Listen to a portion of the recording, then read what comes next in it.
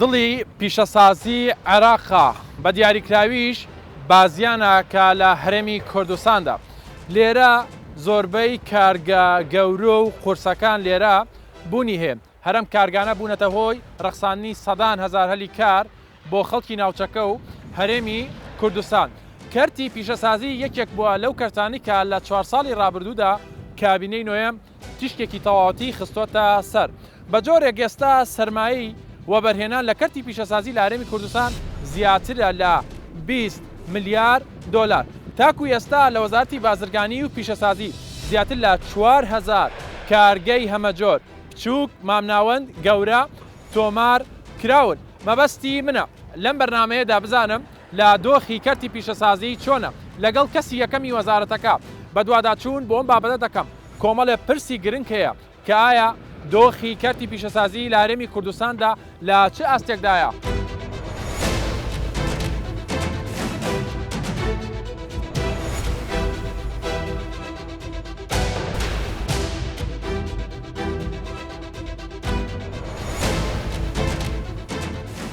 حکوومەتی هەرێمی کوردستان لە چەند ساڵی ڕابردوودا بە هاوکاری لەگەڵ کەرتی تایبەت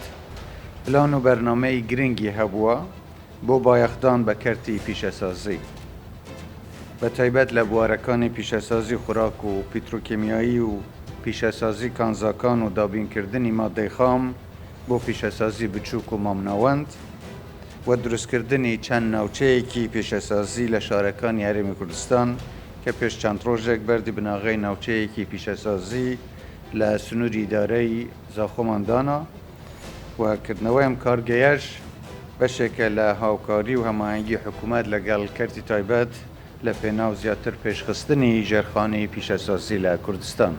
ئەمان جێمە ئەوەیە ژێرخانێکی بەهێزی ئابووری لە کوردستان دروست بکەین بۆ ئەوەی ژیانی خەڵکی کوردستان باشتر بکەین و نەوەی داهاتووش بتوانێت لەسەر پێی خۆی بوەستێت.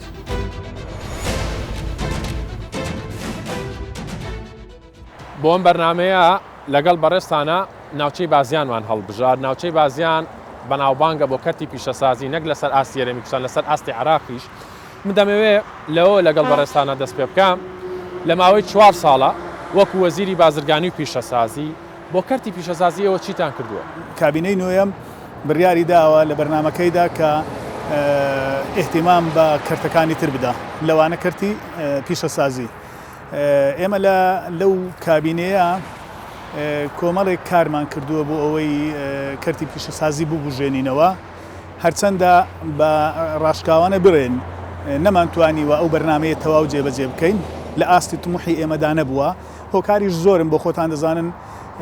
سەردەمێک کێشەی کۆرۆنا هاتە گۆڕێ پاشان ئەو دابەزینی بابەتی ئابووری و بابڕین ئەوانەی کە لێکەوتەی کۆرۆنا بوو و ئەو کێشە و گیر و گرفتانەی لە نێوان هەرێمی کوردستان و لە نێوان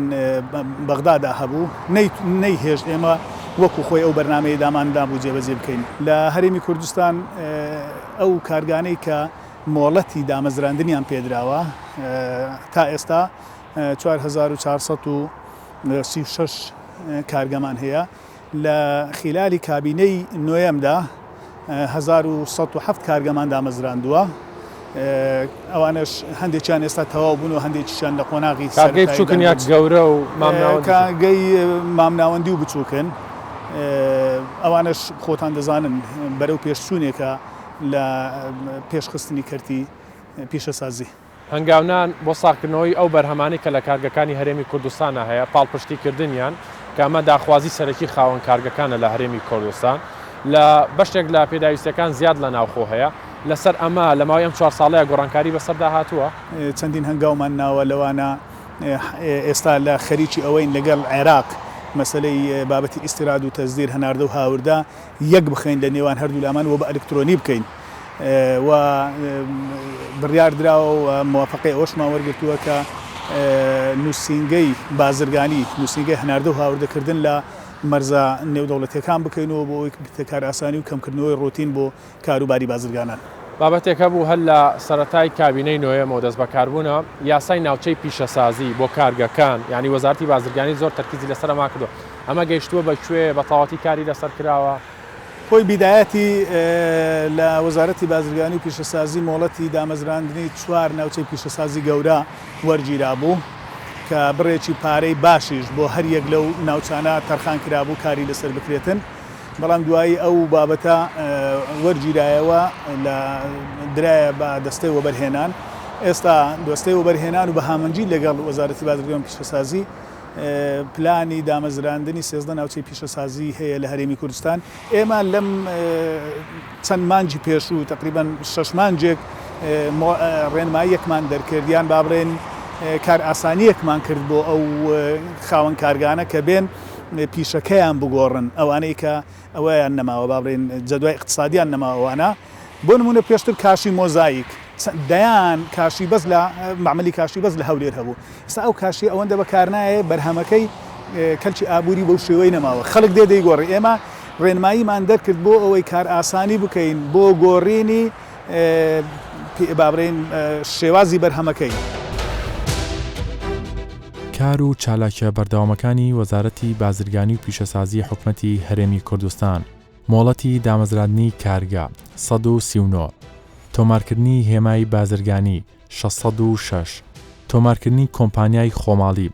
1038 تۆمارکردنی کۆمپانیای بیانی 30 کۆنتڕۆڵی بەرهەمی کارگا 1023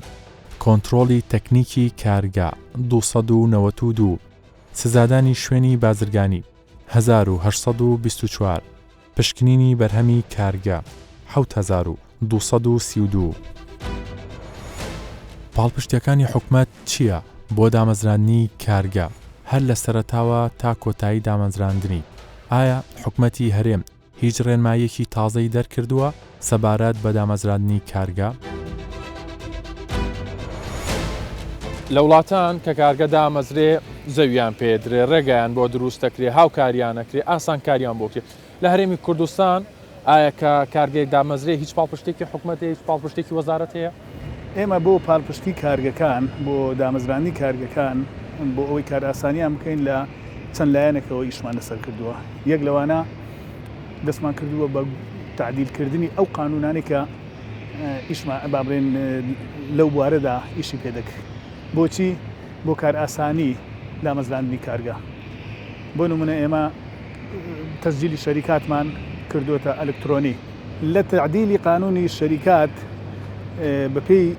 خۆت دەزانی ئێمە هەمان ئەو یاسایی عێراق بەکاردێنین لەوێ یەک لە بڕگەکانی ئەو قانونە ئەزنەبی بۆی نییە زیاتر لە 149 پشتی هەبێ لە هەرێمی کورد لە شەریکا لە کۆمپانیایەک لە عێراق ئێمە ئەومان تعدیل کردووە هەر خەرچێکی بیانی وەکو هەر هاوڵاتیەک بۆی هەیە 100% پشکەکانی بەناو بێ لەماوەی ئەم 4 ساڵیدا توانیتان لە ڕێی هەیکەلیەک و ڕێخستنەوە بۆ ئەم کارتە بکەنەوە؟ ئێمە پلانێکمان هەیە پلانێکی 4 ساڵەمان هەیە و هەموو ساڵێش ئەپدەیتەکەینەوە بۆ نمونە لە شارێکی وەکو سلەیمانی ئەگەر لە بابەتێکە 10 کارگەی پێویست بوو بێ چوینە 50 کارگە 100 کارگەیان دامەزراوە ئێستا جەدوای اقتصادی نەماوە دەبێت زۆر کەم بکرێتەوە بۆ ئەوەی تووشی ئەو حالەتە نەبین لەوێەوە ئێمە لە پلانی ساڵانەمان کەسێک دێ دەرێ فلان کارگەدا دەمەزرین بزانین لە پلانماندا هەیە یان نا ئەگەر لە پلانماندا هەبوو کەواتە پێویستمان پێێتی بابەتێکە زۆر ئەم 4 ساڵەیەوە ئیشتان لەسەر کرد بە سیستەمکردن بوو سیستەمی یەک پەنجەرەیی بوو وەرگرتنەوەی ناوە بازرگانیەکان و لە یەکێتی ژوورە بازرگانەکان بۆ سەر وەزارەتەکان ئەمە چه کاریگەری چیە بوو ئەمە چۆن کارتان لەسەر کرد سیستەمی یەک پەنجەرەیی هەر لە کۆبوونەوەکانی ئەنجومەنی وەزیرانیش زۆر باسیەکرێ چونکە کارێکی یەکجار گرنگە ڕۆتینیات نایەلێ و تەسیسی شەریکات یەکێک لە بابرێن کارە هاندەرەکانی ئەوەیە کە تۆ ڕۆتین نهێلی کار ئاسانی بۆ بکەیت بەڵام ئەوە کاتێک دەکرێتن کە ناوچەی پیشەسازی ڕێکخراوت هەبوو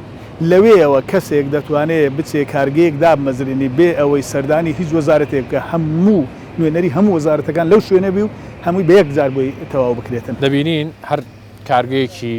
پیشەسازی دەکرێتەوە خودی سەرۆکی حکومە جەنابتان کە یاوەری دەکەن ینی بە پەرۆشن کە دەچن سەردانی ئەم کارگەیەکان ئیفتتاحی دەکەن ینی دەمێ بزانم ڕوویای سەرۆکی حکومەت بۆ کەرتی پیشەسازی چۆن بووە ئایا ئەو داواکاریانەی خاوەن کارگەکان ئێوە گەیاندودانە بە سەرۆکی حکومەت ئەو چۆن پاڵپشتی لە خاوەن کارگەکان دەکات بێگومان ئێمە وەکو باسم کرد هیچ داواکاریەک نەماوە هیچ کۆسب و تەگەرەیەک نییە لە بەردەم کەرتی پیشەسازی نەمانگەیان بیتە شوێنی خۆی حکومت بە تێکرا جەنابی سەرۆکی حکومت جەنابی جێگری سەرۆکی حکومت و وەزیرە بەڕێزەکان محتەمن بەوەی کە گرنگی بە کارگەکان بدەین بۆ چونکە من باسم کرد ئێمە پێویستمان بەوەیە کە کارێک بکەین کەرتەکانی تریش بکەین بە سەرچاوی داهات بۆ ئابووری هەرێمی کوردستان و ئاعتیمادکردن تەنها لەسەر یەک سەرچاوە کەنەوتە کارەساتە لە هەموو دنیا. وەزارتی بازرگانی و پیشەسازی هەرێمی کوردستان یەکێک بۆ لە وەزارەتانی کە کۆمەڵێک کێشە هەیە لەگەڵ بەغدایە وەزارەتەکەشی گرتوتەوە بۆ نمونە تۆمارکردنی دووناو ینی یا تەجیزکردنی ناوی ئەم کارگانە دەبێت هەم لە هەرێمی کوردستان هەبێ و هەم لە بەغدا هەبێ یاخود ناوی بازرگانی یاخود تۆمارکردنی کۆمپانیەکان ئەمە حقێکی شەرعی خاوەن کۆمپانیەکان نییە بۆ لە دووسێ شوێن تۆماری بکەن بۆم هەموو باج و زەڕیبەیە بدەن بۆ ئەمە چیتان کردووە؟ ئێمە واماندا نابوو کە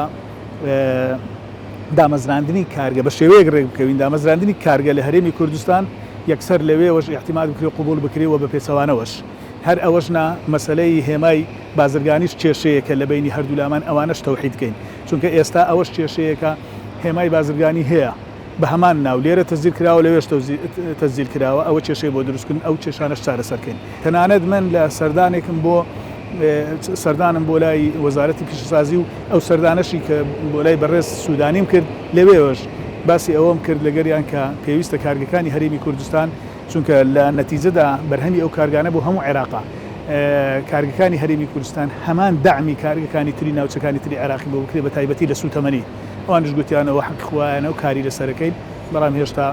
نەگەیشتینە ئەنجامی بەداخ. لە ڕووی ساختکردنەوەی بەرهەمەکانی ناوخۆ لە هەرێمی کوردستان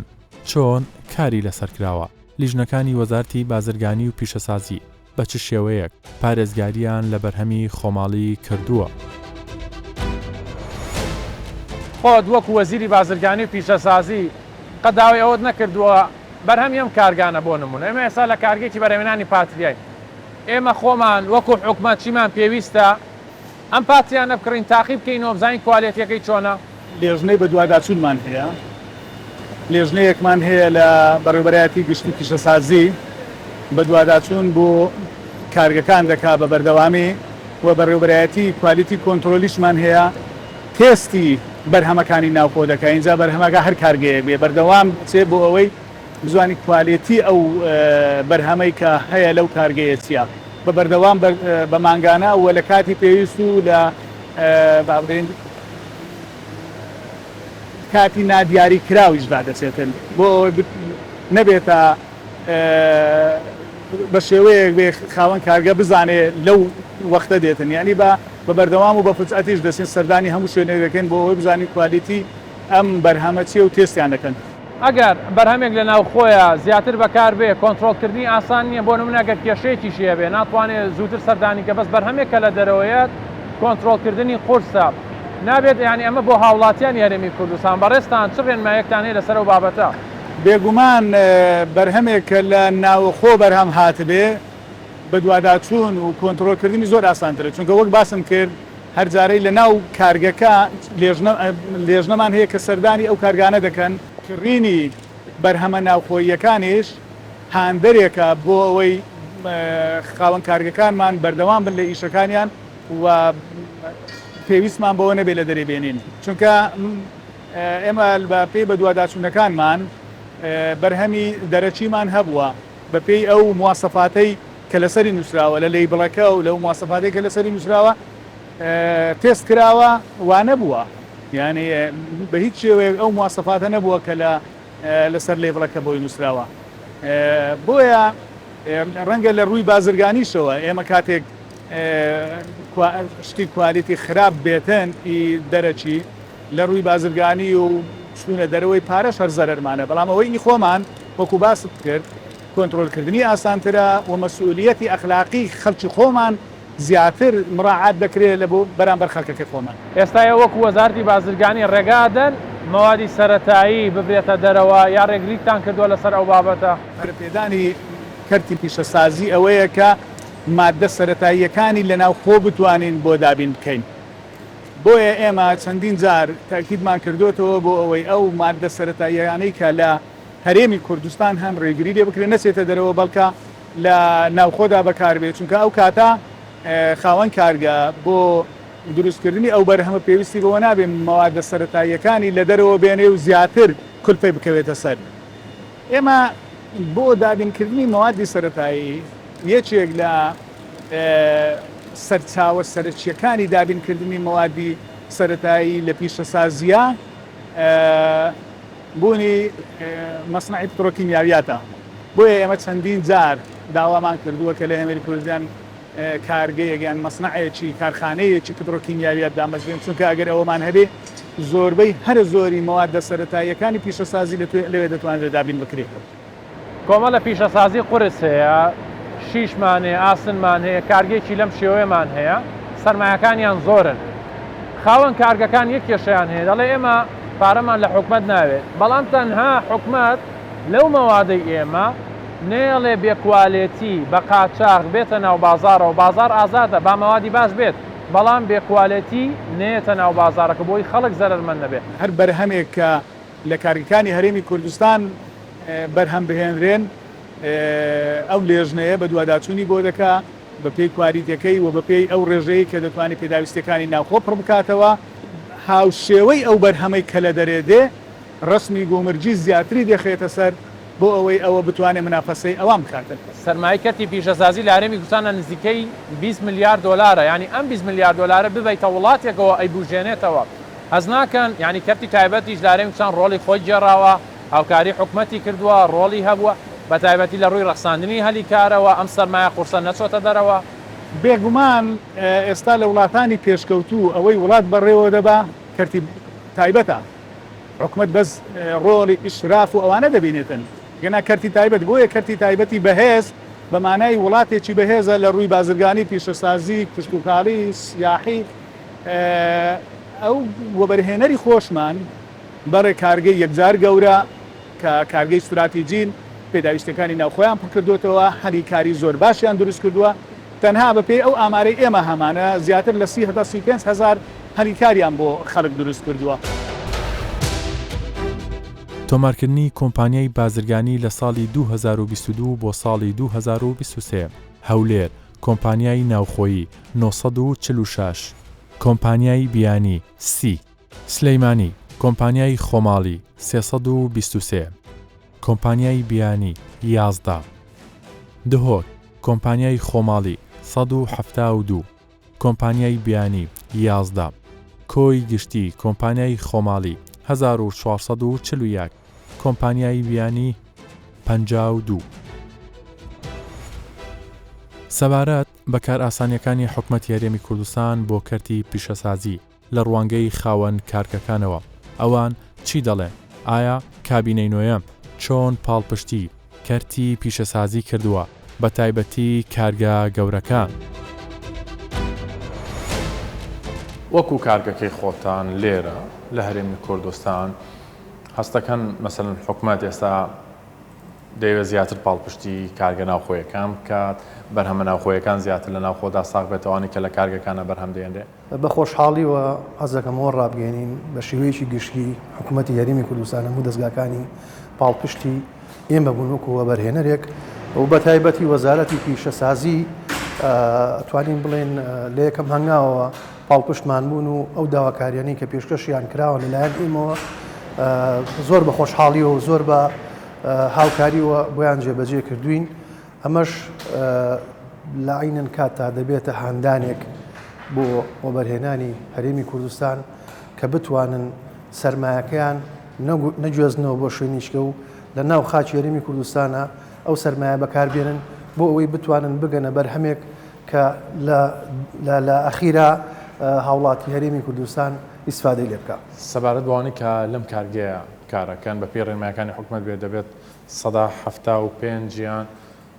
کرێکار یا دەستی کاری ناوخۆی بێ لەمایە ئەمەتان پەیڕەو کردووە یا ڕێژەکە لای ئێوە کەمتر یا زیاترە؟ بەڵێ ئێمە چەند کارمەندێکی بیانیمان هەیە ئەوانیش لەبەر ئەوەی ئەم جۆرە بەرهەمی هێنانە تازێ لەسەر ئاسی کوردستانە بۆیە ئیسفادە لە تواناکانیان دەکەین، بەڵام پلانەکەمان وایە لە ئایندێکی زۆر نزیکە ئەو زانیارانی لای ئەو کارمەندانە هەیە بگوێزرێتەوە بۆ ستافی لۆکەڵ و خەڵکی هەرێمی کوردستان کە ئێمە خۆمان بتوانین 100% کارمەندانمان بەکاربێنین. باشە تۆتت حکومەت دەیەوێت پاڵپشتی کارگەکان بکات کارگەی باشەیە لە هەرێمی کوردستانە کوالێتی جۆرەکەی چۆنە بە بەراورد بەو کاڵایە یا و بەرهەمانی کە لە دەرەوە دێت ئەو پاتریانەی کە ئێمە بەرهەمی دێنین لە ڕووی کوواڵەتیەوە بە پێی ستاندەراتی جیهانی ئەتوانم بڵێم 100% هێناوە و ئەگەر بەراورد بکرێن ئەگەڵ ئەو پاتریانەی کە لە ناو بازاری هەرێمی کوردستانە ئێستا هەن بۆ نمونە پاترێکی 6 ئەمپێری ناگاتە 6 ئەمپێر کەوەی کە لە باشترین کوواڵەتی کە هەیە لە ناو بازارڕە ئەویش ئێمە لە ڕێی تاقیگەی خۆمان و تاقیەکەینەوە بەڵام پاتریەکانی ئێمە ئەگاتە ئەو بەرهەمە و کوواڵەتی هیچ کێشەیەکمان نییە بەڵام لێرە کاریگەرەکەی نەرێنەکەی بەر هاوڵاتی هەرێمی کوردستان دەکەوێت لەبەرەوەی ئەو لە بری لە ساڵێکە لە 2 ساڵە پاترێک بکڕێ لە پاتریەکانی ئێمە ئەو لەوانەیە 2 پاتری بۆ 3 پاتری بکڕێت لە پێویستە هاوڵاتیش هوشیار بێت بەتایشید ئەوە بە تایبەتی ڕۆڵی میدیایە و ئێمە سوپاسی ئەوەش دەکەین و سوپاسی هەموو میدیاکان دەکەین کە هاتوونەتە کارگەکەمان و بە تایبەتی کەناڵە بەڕێزەکەتان کەی 24 کە ئەم ڕۆوە دەگوێزنەوە بۆ هاوڵاتیان بۆی تێبگەن ئەم بەرهەمە ناوخۆییە و ئەم بەرهەمە بەم شێواز و تەکنیکە بەرهەم دەهێنرێت ئەتوانم بڵێم وەکو پێشتریش ئاماژەم پێکرد کە تەکنیکێکی زۆر زۆر تازەیە و تەکنیکێکی زۆر زۆر بەرزە ئەو کارگانەی مۆڵەتیان وەرگرتووە لە پارێزگەکانی هەرێمی کوردستاندا لە پارێزگای هەولێر 161 کارگا هەلی کار 1557 لە پارێزگای سلەیمانی 46 کارگا هەلی کار 913 لە پارێزگای دهۆک 18 کارگا هەلی کار 453 کۆی گشتی کارگەکان 225 هەلی کار 2923 سەبارەت بە گرنگترین ئەو کارانەی کە بۆ کارتی پیشەسازی لە تەمەنی کابینەی نوێیەم ئەنجام درراوە وەزیری بازرگانی و پیشەسازی باز لەوە دەکا ئەوەی لە توانای حکومەت و وەزارەتە هەبووە بۆ پاڵپشتیکردن و بەرەو پێشبردننی کارتی پیشەسازی ئەنجام دراوە چ شتێک لەم 4 ساڵەیە بۆ وەزیری بازرگانی و پیشەسازی قورس بووە و کارەکەت بە شێوەیەکی گشتی چۆن بووە وڵی بۆ ئێمە ئەوەی بۆ من ئەوەی قورس بێ ئەوە بووە شتێکم لە مێشک و خەیاڵمدا بووە لە بەرنامەمدا بووە کابیکەم زۆر لەوە زیاتر بوو کە ئێستا کردومانە ینی ئەوەی کە من دام نابوو لەو 4 ساڵە بتوانم بیکەم لە پێشخستنی کارتی پیشەسازی بە تایبەتی نەمتوانیەوە بیکەم ئەوە شتێکی ناخۆش بوو بۆ من بەڵام نەکردنەکەی بە دڵنیاییەوە ئیهمالکردن نەبووە کابینەی نوێیان بەڕێستان باست کردووە هەوڵیدا کارتی پیشەسازی وەزارەتی بازرگانی هەستان کرد کە دەتانێت شۆڕشێکی پیشەسازی بەرپا بکەن جیاواز بوون لە کابینەکانی پێشوو فەرقتان هەیە گۆڕانکاری تێدا کراوەم کرد تا ڕێخستنەوەی بۆ کراوە